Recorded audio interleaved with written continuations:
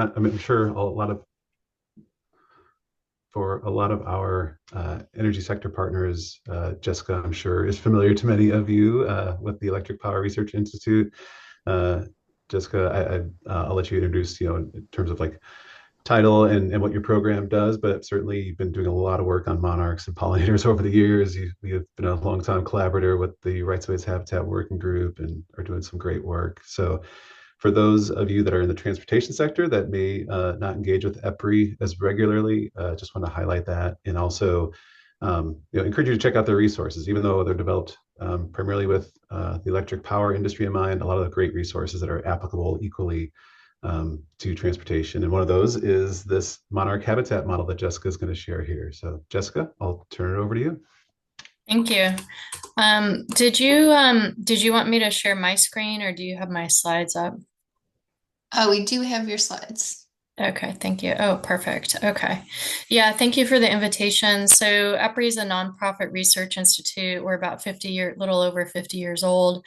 I've been with EPRI for this is my 23rd year. I'm a principal technical executive and by training a conservation biologist and field biologist. I lead several initiatives at EPRI, and one of them is our Power and Pollinator Initiative, which engages electric power companies throughout the United States. We have about 30 companies in the group. Some of them definitely overlap with the CCAA partners. And it's nice to see all of you today.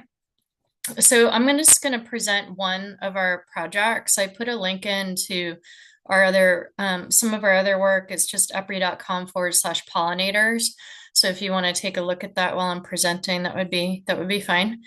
Last year we published a model, a monarch habitat model, and I'm just going to talk through what the model is and share some of the results and insights from this work. Okay, next slide, please. So this project actually started because power companies were trying to assess the relationship with monarchs, and were asking across all of their land holdings, could EPRI support them in looking at predicting where they may have monarch habitat. So we launched a project at EPRI called Evaluating Land Holdings for Monarch Habitat. When we started it, we really were hoping it would be a fairly simple project.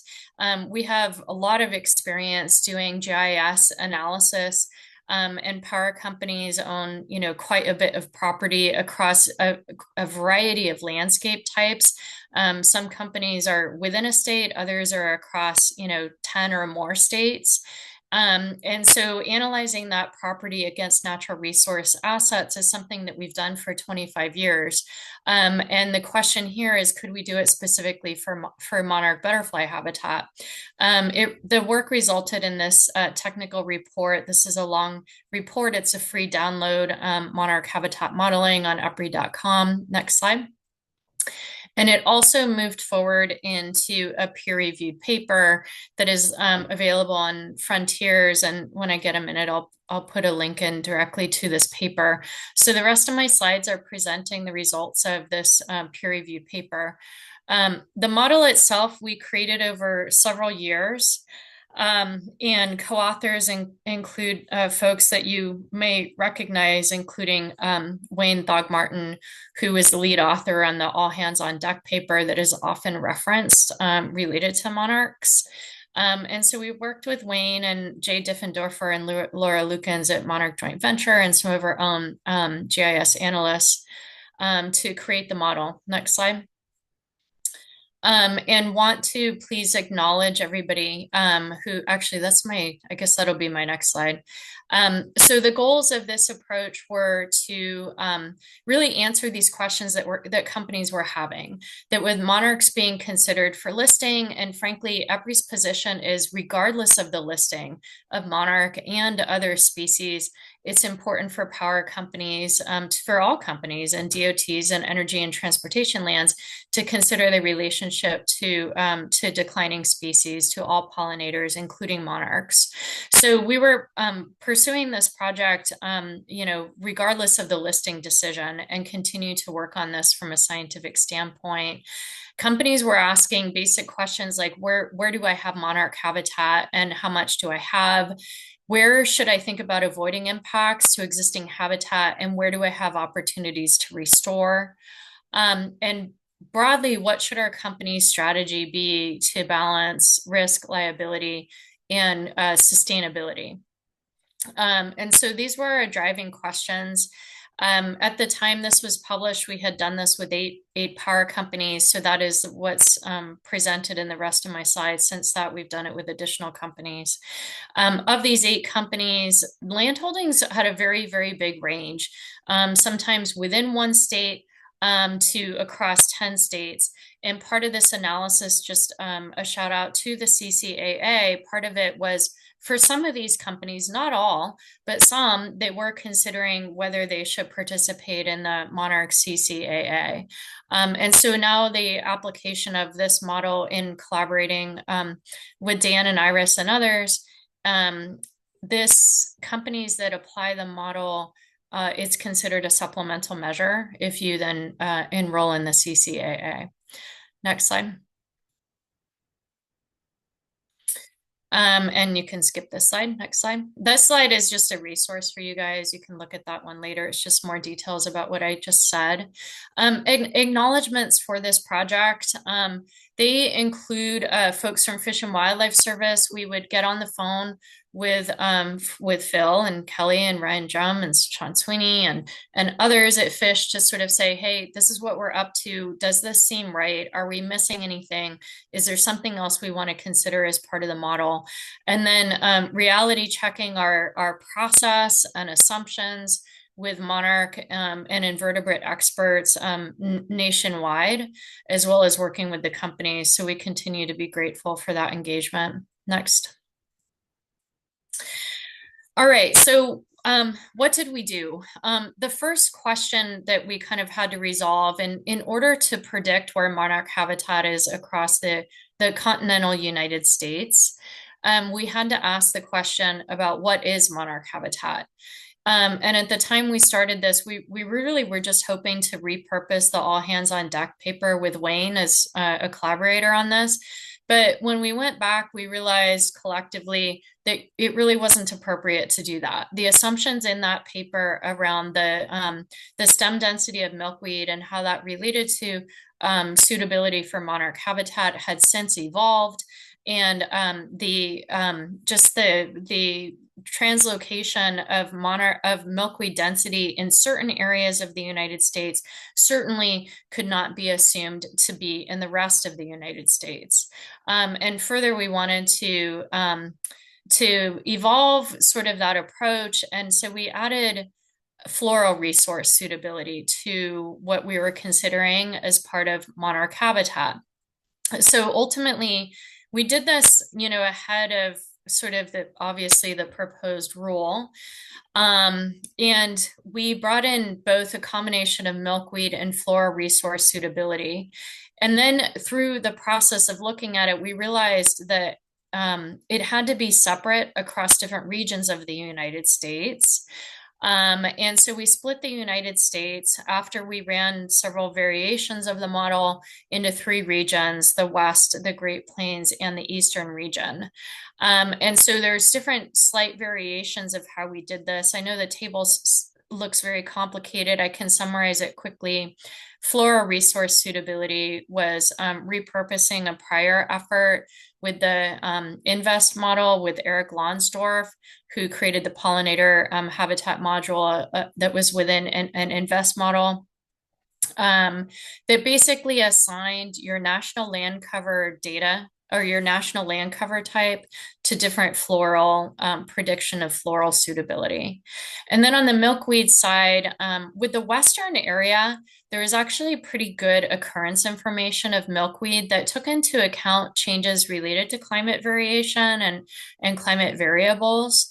And then in the Eastern and Great Plains, in the absence of occurrence information that could be broadly attributable across the ranges, we went and we used expert species opinion about what qualified as good and medium and low milkweed suitability in those regions. Next slide. So when we sort of combine these two variables, floral and milkweed, then we had to define sort of this category of what's high, medium, and low predicted habitat.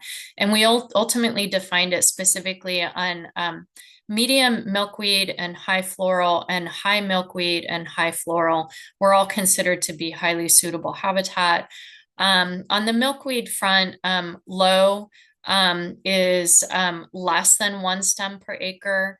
Medium is 1 to 10 stems per acre, and then high is above 10 stems per acre on the milkweed side, just for calibration. And then you can color code that from, low to high, and we can estimate, predict what suitability is for monarch by region at that point, and that's the table on the right. Next slide. And then if you look across the United States, this is kind of what the suitability looks like throughout the United States. I would like to give a very strong caveat to looking at this at a national scale. The purpose of the model was to drill into specific areas, power plants, substations, solar sites, transmission lines, distribution lines along roadways. So I would, and in the paper, we're very careful to express caution in looking at this. When you drill into what looks like low habitat, it doesn't look like that when you actually zoom into it. And an example of that in particular was we had to do some corrections in the model when we validated it with field data. And that was of particular relevance to transmission lines. In transmission corridors, particularly those areas that are flanked by deciduous forest, they were not predicting the suitability of the habitat within the line accurately. And so we went through a process of correcting the model using something called NDVI data, that's sort of a greenness index, and then went through the whole model and did a generalized correction to the model with recognition that your national land cover data type is not an appropriate assumption of milkweed or nectar suitability. So there was a pretty significant pass that had to be done on the model, which reemphasized our original decision to not make assumptions about what is across these different landholding types, particularly for transmission and distribution lines. Next slide. Okay, so after we built the model, then we worked with individual companies on a confidential basis to talk about where do they have authority and control to manage for monarchs. If you don't have the ability to manage for it, then you're not going to prioritize those opportunities within your larger strategy. And then overlaid with what activities do you perform on these properties that you have the ability to manage. Are you doing IVM? Are you doing things that could support or be detrimental to monarch? And let's look at those practices and see where your opportunities are. And then ultimately, it's really this balance of risk and liability. If monarch is ESA listed, or another question is, do you have stakeholder concerns for monarch? Monarch we see on TV and everywhere, and sort of this social license to operate. Could you see a shareholder resolution related to monarch? These are things that EPRI's worked on for a really long time in our corporate sustainability initiative and programs. And thinking about how this presents to voluntary disclosures like GRI and CDP and the UN SDGs. So these were conversations that we would have with companies. Next slide. And each company would get across all their land holdings. We would look across the top. You can see land cover type, and then their facility type, generation, just their offices and facilities, substations, transmission, or whatever land types that the companies had. Then we would give these pretty extensive spreadsheets that said, okay, of all your land types, here's how they overlap with different land cover types along the left. And then you can look from a total perspective, kind of what is the distribution of your land as an organization across these various land cover types. And that would sort of help highlight either errors in the model, like if it's saying your entire transmission system is deciduous forest, that's kind of a flag that something needs to be corrected, or opportunities for conservation. Next slide. And we saw really a wide range of between companies of both the total amount of suitable monarch habitat and where that habitat is likely to be co-located with their operations. And this really highlights a very important conclusion from this, is that we have to be very cautious about making assumptions around like what power companies could be or should be doing for monarch butterflies, that different companies had very different profiles about what their opportunities looked like, where they may be having impacts, and certainly their conservation actions that they're already doing on their land. And this is sort of emphasized in this table, where it's looking at facility type and maybe where they might have highly suitable monarch habitat across their land holdings, or the percent of their total land holdings that may be highly suitable. And in this table, you can see actually we hear assumptions that transmission corridors support monarch, and that is true, but also there's generation facilities, and this is an example of one company's results that highlighted for them, say, well, gosh, if we want to help monarch, let's look at our generation facilities. That's 45% predicted highly suitable habitat. Substations and facilities were lower. Transmission was pretty high. So it sort of helped them determine, all right, where are we going to do site visits now to validate what's showing up on this otherwise just predictive model? And how can we be working with our contractors and our veg managers to support monarch and think about what we can do? This piece about ownership and control is really important. Companies don't always have control over their land. Either it's leased to other partners, it goes through farms, it's corn, soy rotations, things like that around transmission corridors. So even when you look at their land, we have to be careful about making assumptions about then what is possible to do on that property, and where they can be highlighting their conservation decisions. Next slide. So overall, there's not really a single right answer for how to manage for monarch. That there are some general principles, right? Support floral resources, and think about how you can increase milkweed or milkweeds, your native milkweed to your areas generally, right? So there are these kind of general principles, but when you get down to working with a particular organization or a company, there's other layers to it.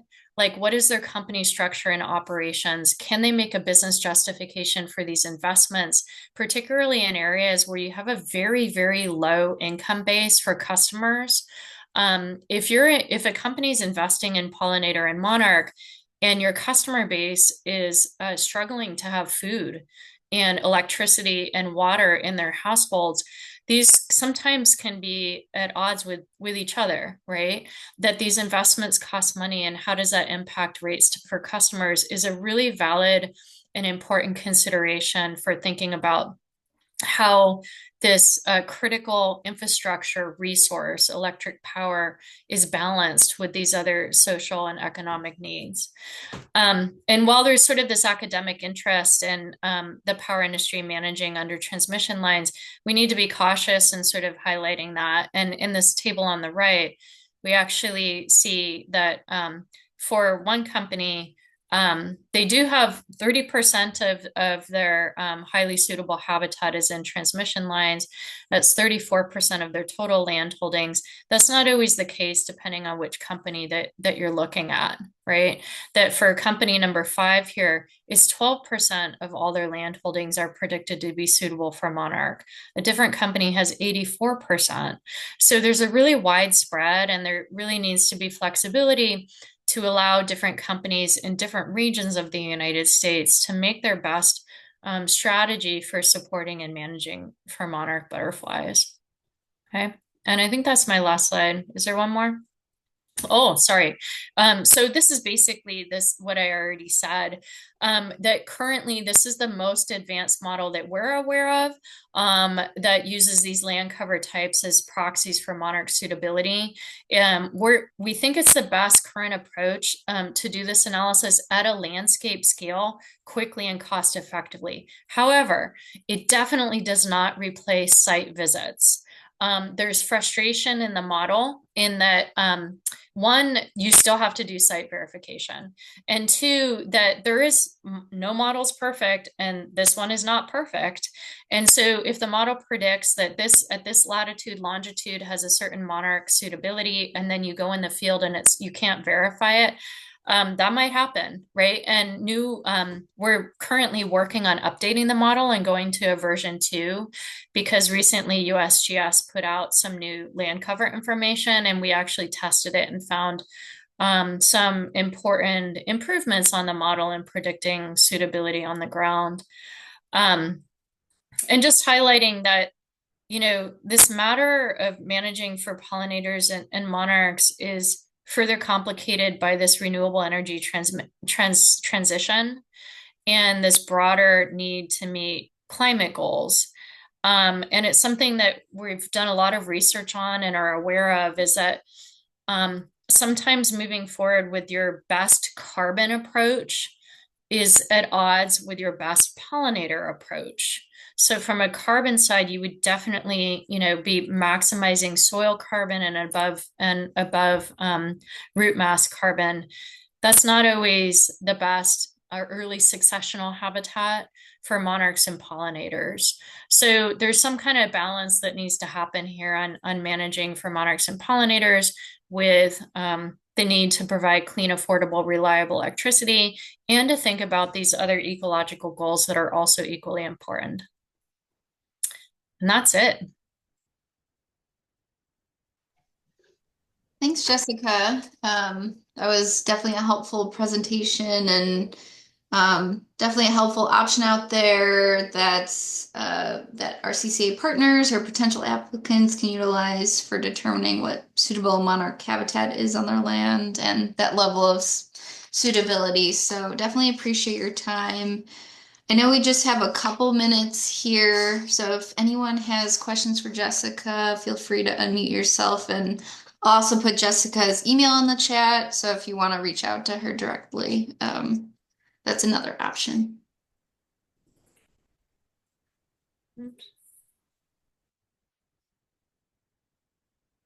Yeah, if you have a question, raise your hand or feel free to chat it in or come off of mute. Jessica, thank you for sharing that.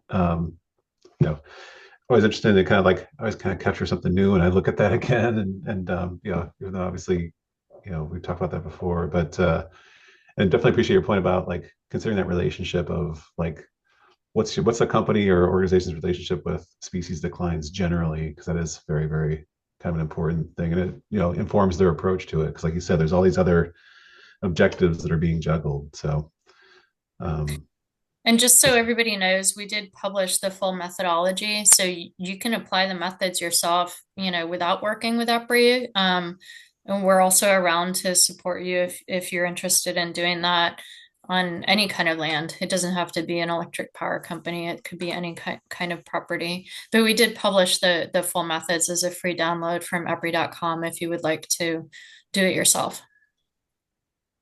no, thanks for that. That was gonna be my question for you, Jessica, is like especially for the transportation partners, like um, how might they utilize that? But that's great. Yeah, we're happy to work with transportation partners. Of course, I would want to make sure that if we did that, we're providing exceptional value to the companies. And there are ongoing problems with the accurate prediction of land within these very small linear attributes like that, because the model was built with 30-meter pixels. So I'm just sort of highlighting that, but we'd be happy to collaborate with anybody. And we are doing a version 2 of the model now to try to correct for those things. Can you speak a little bit more to that? I'm just not seeing any other questions. I was actually curious about that because that's something that, like you said, that's we've faced a lot with linear corridors with these 30-meter pixels. And aside from just kind of looking at those and then inferring, okay, well, it's really grassland because we wouldn't have a forest and a transmission line right away, or similar types of Yes. assumptions. Is that kind of what you've been doing, or do you have other Yeah, methods? so actually, thank you, Dan, for a little bit extra time. I was speaking quickly. It's a big study, and I was trying to get through to the conclusion part. So the in different regions of the United States, it is an issue, and others that it's not. So in some areas, like I'm thinking of some areas, well, like in Nebraska and the Great Plains, is that it's the land cover type is fairly homogeneous. It's not nearly as heterogeneous as like the Northeast or in some areas in the West or California. So in areas where you kind of, the landscape looks, is rangeland or grassland, or in the Midwest, you got a lot of corn, soy rotations, that sort of thing. It's not nearly as much of a problem. And so it really depends on where regionally you're looking at. Some areas the model predicted perfect. Like our collaborators at the power companies would go do site verification and it was aligning perfectly. Like we're good, like we're awesome. Um, and other areas not. The regions in the western part of our model were better because we used occurrence information, right, of milkweed instead of the attribute of NLCD as a proxy for what was going on in the ground. We use actual occurrence information. So, from a research side, what we're collectively at EPRI really trying to work on, and happy to work with other collaborators, MJV, Xerces, whoever, Fish and Wildlife Service, is trying to see if we can help answer this question about where is the milkweed and at a national scale. And so we're brainstorming this. EPRI just launched a massive AI initiative, and we're thinking about how this can relate to using AI and satellite imagery. I will say though that Chip Taylor at Monarch Watch emphasized a point that's important. These are landscape scale, they're predictive models. They absolutely do not take into account the variability of how monarchs use these resources differently across the landscapes. So different latitudes and longitudes, but mostly latitudes, where monarchs are using milkweed and nectar resources differently, this model just doesn't take into account at all. It doesn't. So that specific biology of the monarch as an individual butterfly at different life stages, and whether it relies on milkweed more in certain areas and nectar more in certain areas, it's just not the complication that this model accounts for. Yeah, thank you for that.